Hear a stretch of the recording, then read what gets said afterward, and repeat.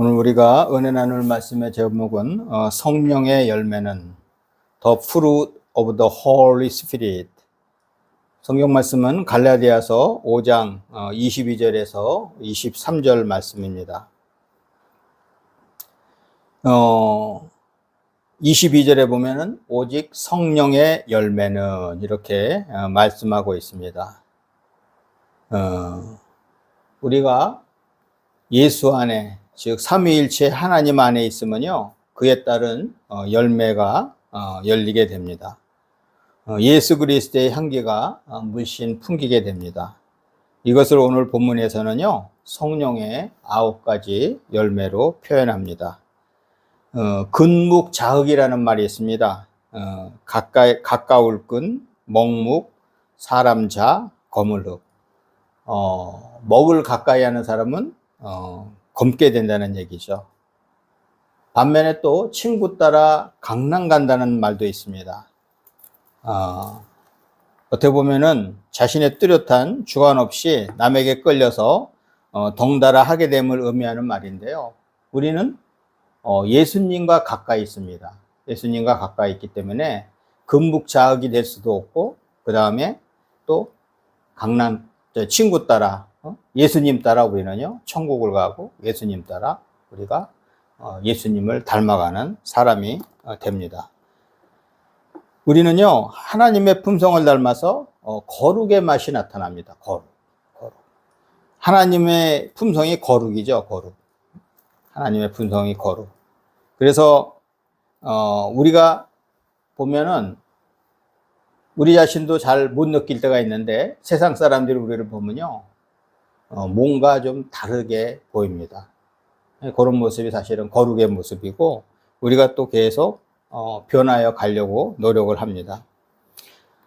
하지만 세상의 일에는요, 좋은 향이 나지 않습니다. 오늘 우리가 갈라디아서 5장 22절에서 23절만 읽었는데, 그 앞에는요, 성령의 열매와 반대되는 얘기가 나옵니다. 성령의 열매와 반대되는 얘기가 뭐냐면 육체의 일에 대해서 나와요. 육체의 일은 뭐예요? 육체의 일은 분명하니 곧 음행과 더러운 것과 호색과 우상숭배와 주술과 원수 맺는 것과 분쟁과 시기와 분냉과 당짓는 것과 분열함과 이단과 투기와 술취함과 방탕함과 또 그와 같은 것들이라. 전에 너에게 경계한 것 같이 경계하노니 이런 일을 하는 자들은 하나님의 나라를 유업으로 받지 못할 것이요. 이렇게 얘기하면서 그 다음에 오늘 성경 본문이 나옵니다. but the fruit of the Holy Spirit 하면서 is love 뭐 하면서 쭉 나갑니다. 앞에 모습과 완전히 정반대되는 모습이죠. 우리 하나님 믿는 사람들은 이렇게 세상의 모습이 있는 것이 아니고 예수님의 그런 모습이 있습니다. 우리는 예수님을 믿고 성령의 도움으로 칭의, 성화, 영화의 단계로 우리의 믿음이 성장을 합니다. 칭의가 뭐예요? justification. 우리가 예수님을 믿으면서요, 의롭다 함을 받아요. 그런데 거기서 끝나는 것이 아니고 우리의 믿음이 성장을 합니다. 우리의 믿음이 성장하는 게 뭐예요? 바로 성화되어 갑니다. sanctification. 오늘 성령의 이 열매, 9가지 열매가 맺혀져 가면서 우리가 점점 성화되어 갑니다. 우리가 요즘 여름이라 과일 익어가고 있죠? 꼭 과일이 익어가는 것 같아요. 제가 요즘 곡식을 키워가다 보니까, 나무를 키워가다 보니까, 처음에 겨울에 추위를 이기고, 그 다음에 봄에 꽃이 피고, 서서히 어떻게 보면 가뭄이나 모든 기후의 조건을 이겨가면서요, 이제는 꽃에서 열매가, 그 다음에 열매가요, 무르익어 갑니다. 근데 열매가 무르익어 가기 전에 항상 조심해야 돼요. 왜냐하면 열매가 무르익어 갈 때, 특히 단 것은 벌이나 그 벌레들이 공격을 합니다. 그 다음에 뭐예요? 또 요즘 같은 경우는 기후도 어떻게 보면은 좋지가 않아요.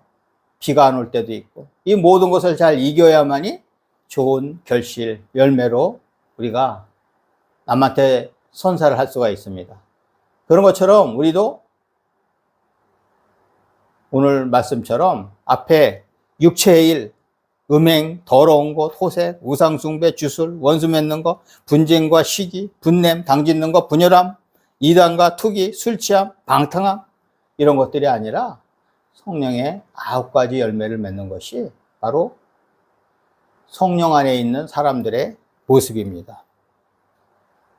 우리가 성령의 도움을 받으면 영적인 능력과 육적인 능력을 갖게 됩니다. 영적인 권능은요, 우리가 기도함으로써 병이 낫고 귀신이 떠나가며 갖가지 이적이 일어납니다. 세상에서는 계산되지 않는 그런 모습이 나타나죠. 그 다음에 육적인 능력이 뭔가요? 육적인 능력은 오늘 성령의 9가지 열매, 바로 좋은 성품으로 나타납니다. 제가 많은 사람들 겪어보면서요, 그 사람들의 그런 모습이요, 안 고쳐져요. 제가 지금 사는 마을에도 그렇고 사람들 다 평가가 됩니다.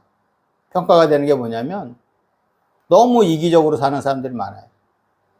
남은 생각도 안 하고 나만 편하면 되고. 그런데 오늘 이 성령의 9가지 열매 보세요. 이 성령의 9가지 열매를 맺으면요, 우리의 모습이 달라집니다. 달라져요. 나만 보고 사는 것이 아니라 남한테 친절하고 남을 배려하고 누가 봐서도 칭찬할 만하게 그런 모습을 가지고 살아갑니다. 오늘 본문은 육적인 능력에 대해서 말씀합니다. 성령님이 우리와 함께 할 때 열리는 열매는요, 첫째는 사랑입니다. 러브. 사랑은요, 예수님이 우리에게 보여주신 조건 없는 십자가의 사랑입니다. 예수님은 죽을 수밖에 없는 우리를 위해서 십자가에 못 박혀 돌아가시고 우리에게 사랑의 본을 보여주셨습니다. 우리는 살아가면서 조건 있는 사랑을 합니다. 세상에서는요, 결혼을 해도 조건 있는 결혼, 세상에서는 만남도 조건 있는 만남입니다. 내가 좀 뭔가 얻을 거 있는 사람들한테는 보이는데요, 그렇지 않으면 없어져요. 친구도 마찬가지예요. 어려울 때 보면 친구가 진짜 친구인지 아닌 친구인지 알아요. 어려울 때 보면 사람들이 다 도망갑니다. 주위에 친구가 없습니다. 왜요? 이게 조건 있는 사랑이기 때문이죠. 조건 있는 만남이기 때문이죠. 하지만 성령님이 함께 하시면 조건 없는 사랑을 하게 됩니다. 아가페의 사랑입니다. 무조건 주는 사랑. 우리는 주님으로부터 큰 사랑의 빚을 졌습니다. 그래서 우리도 사랑을 실천해야 합니다. 요한복음 14장 15절에서는요, 너희가 나를 사랑하면 나의 계명을 지키리라고 합니다. 우리가 예수님을 사랑한다고, 하나님을 사랑한다고 하면서 계명을 지키지 않는데 어떻게 하나님을 사랑한다고 그랬어요? 내가 부모님을 사랑한다고 하면은 부모님이 얘기하는 거를 들어야죠. 그렇다고 말도 안 듣고서 내가 부모를 사랑한다, 부모 말을 듣는다? 이거 말이 안 되는 거예요. 어불성설이에요. 우리가 하나님을 사랑한다 하면 하나님께서 우리에게 주신 계명, 이 커맨드먼트, 이 계명을 잘 지켜야 돼요. 그게 하나님의 말씀대잖아요. 하나님의 말씀대로 살아가는 것이죠. 우리는 하나님이 주신 계명을 지키며 하나님 사랑, 이웃 사랑을 실천하며 삽니다. 이게 성령 받은 사람의 첫째 모습이에요. 사랑. 두 번째로 성령이 우리와 함께 할 때 열리는 열매는요, 희락입니다. 희락. 기쁠리, 기쁠라. 영어로 joy죠, joy. 기쁨입니다, 기쁨. 기쁨은요, 하나님이 우리를 사랑한다는 믿음으로 인해 환경과 여건에 결코 구애받지 않는 즐거움입니다. 하나님이 나를 사랑하시는데 내가 뭐를 두려워하리요? 이런 자신감을 가지고 우리가 기뻐하는 생활을 하는 거예요. 성령님이 우리와 함께 하실 때 우리에게는 기쁨이 있습니다. 데살로니가전서 5장 16절에서는 항상 기뻐하라고 하잖아요. Rejoice always. 항상 기뻐하라. 어떤 조건에서든지 기뻐하라. 왜? 하나님이 우리 아버지시기 때문에. 이것은요, 성령님이 함께 하실 때 가능합니다. 우리는 성령의 도움으로 기쁨이 넘칩니다. 기쁨이. 하나님이 주시는 기쁨이 우리는 샘솟듯 합니다. 그리고 세 번째로요, 성령님이 우리와 함께 할 때 열리는 열매는요, 화평입니다. Peace. Peace. 화평은 어떤 상황에서도 마음의 동요가 없는 마음의 평화를 말합니다. 성령님이 함께 하실 때에 이런 담대함과 평안함이 있습니다. 우리가 있는 곳에는 화평이 있습니다. 우리는요, 피스메이커입니다. 어떤 사람은 거기만 가면 싸움이 나요. 문제가 생겨요. 왜? 남을 배려하지 않고 자기 멋대로 사니까. 남은 안 보고 나만 보고 사니까. 그런데 우리 하나님 믿는 사람들은요, 하나님의 자녀들은 피스메이커입니다. 거기 가면 싸움이 멈춥니다. 싸움이 일어나지 않아요. 왜? 내가 먼저 양보하고, 내가 희생하고, 내가 배려를 하기 때문에. 히브리서 12장 14절에서는 모든 사람과 더불어 화평함과 거룩함을 따르라. 이것이 없이는 아무도 주를 보지 못하리라고 합니다. 모든 사람과 더불어 화평해라. 화평. 저는요, 요즘 그래요. 사람이 안 바뀌죠. 어떻게 보면 아주 지독하게 이기적인 사람이 있어요. 자기만 알고. 그냥 이제는 그 사람은 그냥 그러려니 해요. 내가 고치려고 할 수도 없어요. 고쳐도 고쳐지지도 않죠. 그 부모가 못 고쳤는데 누가 고칩니까? 하나님이 고치셔야지. 그냥 있는 대로. 그 사람이 틀린 게 아니고 나와 다르다. different, 다르다. wrong이 아니고 different. 나와 다르다. 나와 다르다 이렇게 생각하면 삽니다. 우리는 화평케 하는 사람이 되었습니다. 성령님이 함께 하시기 때문에 우리는 화평케 하는 사람이 되었습니다. 그리고 네 번째로 성령님이 우리와 함께 할 때 열리는 예배는요, 오래 참음입니다. 오래 참음. patience. 오래 참음. 인내죠, 인내. 인내. 오래 참음은 누군가 나를 힘들게 하거나 열악한 환경에서도요, 감사로 인내하며 감당해 나가는 능력입니다. 고진감래라는 말이 있습니다. 쓴 것을 잘 참고 이기면 단 것을 맛보게 된다는 얘기죠. 우리가 쓴 것이 없는데 단 것만을 줘버리면요, 사람이 무너집니다.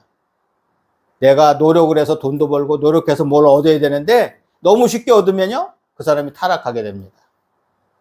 그래서 고진감래.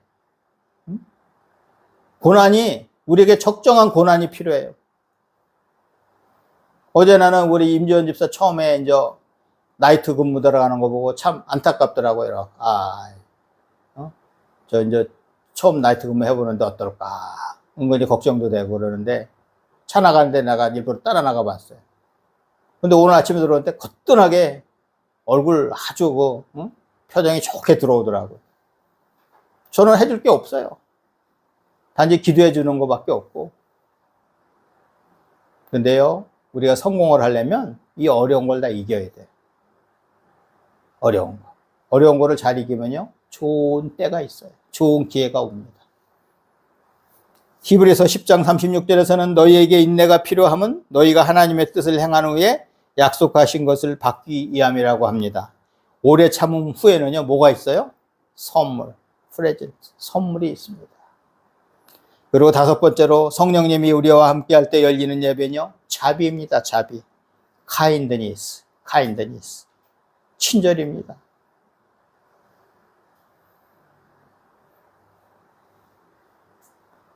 불교에서 뭐 대자 대비 이렇게 표현하잖아요. 대자 대비. 그죠? 대자 대비. 자가요, 기쁜 거예요.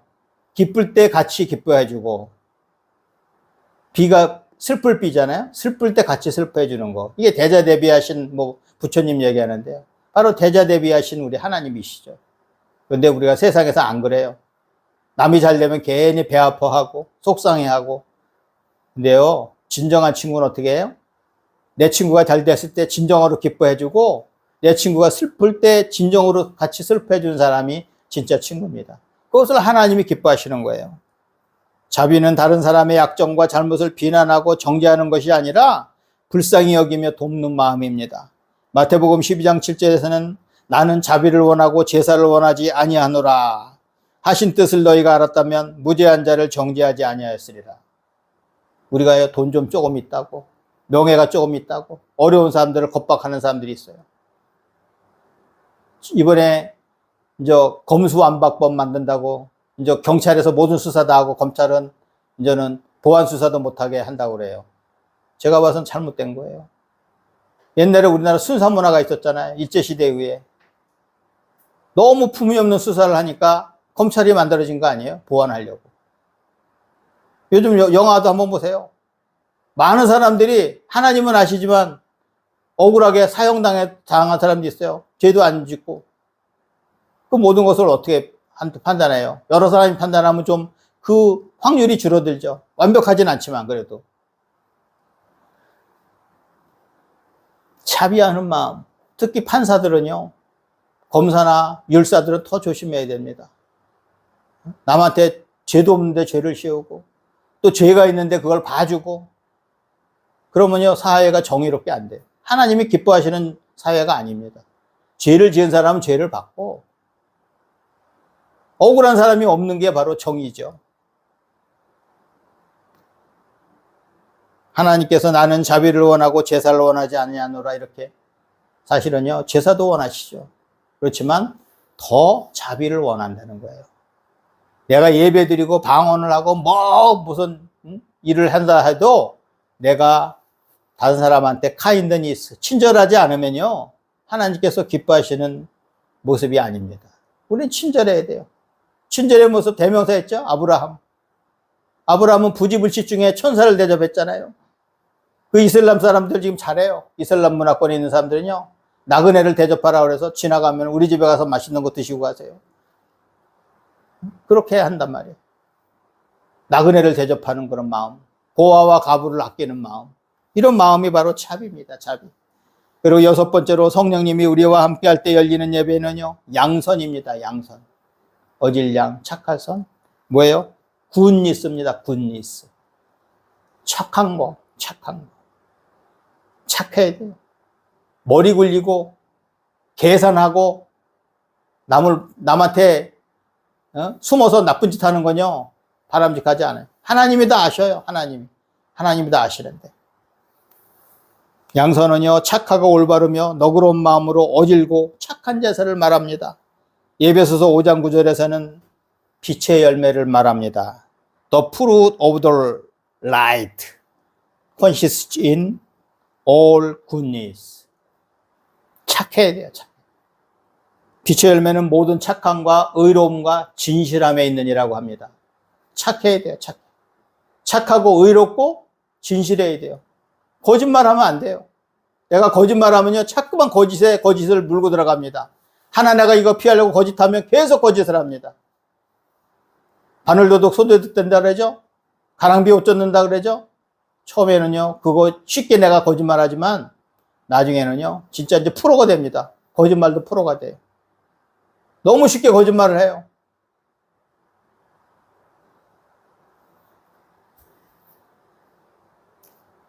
우리는 착해야 됩니다. 착하고 의롭고 솔직해야 돼요. 솔직. 그리고 일곱 번째로 성령님이 우리와 함께 할 때 열리는 예배는요 충성입니다. faithfulness. 충성은 어디서 주로 많이 쓰나요? 군대 문화에서 많이 쓰죠. 군대 문화 옛날에 그래요. 까라면 까라. 시키면 시키는 대로 해라. 근데 요즘 군대에서는 안 그렇습니다. 시켜도 안 해요. 아닌 건 아니라고.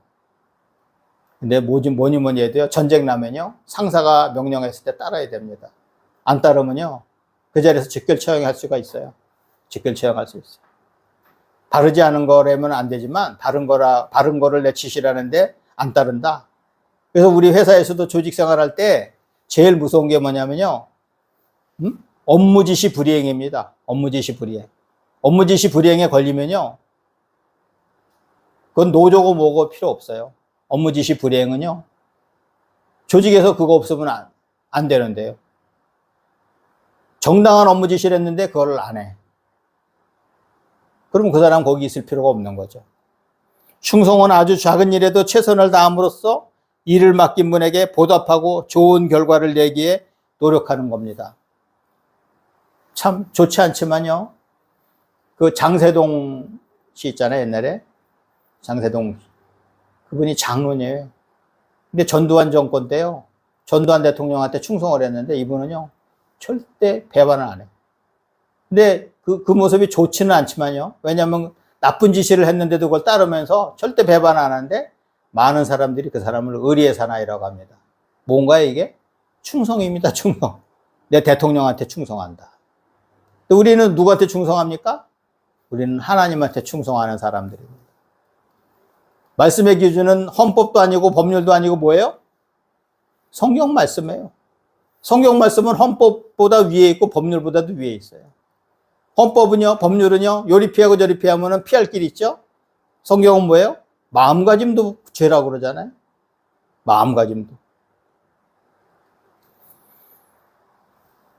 우리는요, 하나님께 충성을 다하는 사람들입니다. 요한계시록 2장 10절에서는 내가 죽도록 충성하라. 그리하면 내가 생명의 관을 내게 주리라고 합니다.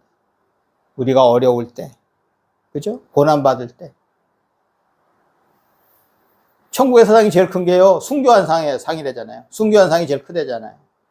순교하는 게 쉽지가 않아요. 그런데 그 어려울 때 고난당하면서 하나님의 말씀을 전하면서 순교한 사람들이 있어요. 많아요. 쉽지가 않은데 그 길을 따라합니다. 내가 죽도록 충성하라. 그리하면 생명의 관을 내게 주리라. 옛날에 생명의 면류관으로 번역을 했는데 지금 생명의 관으로 번역을 했어요. 군인의 제일 가는 덕목이 바로 충성입니다. 우리는요, 누군가요? 영적인 군사입니다. 우리 하나님의 영적인 군사예요. 우리는 하나님한테 충성하는 사람이에요.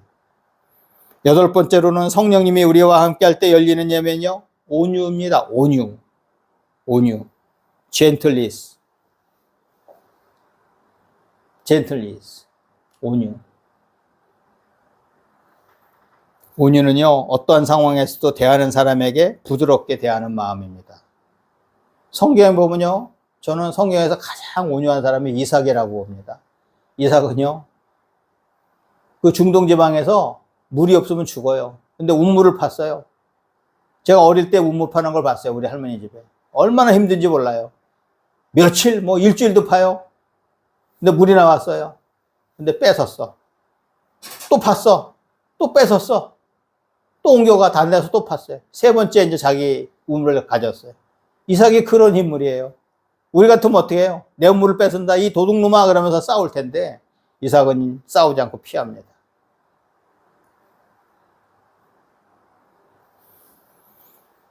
민수기 12장 3절에서는요, 이 사람 모세는 온유함이 지면의 모든 사람보다 더하다라고 합니다. 저는 깜짝 놀랐어요. 모세가 어떻게 광야로 도망갔나요? 자기 동족을 괴롭힌다고 괴롭히는 이집트 사람은 쳐 죽였잖아요.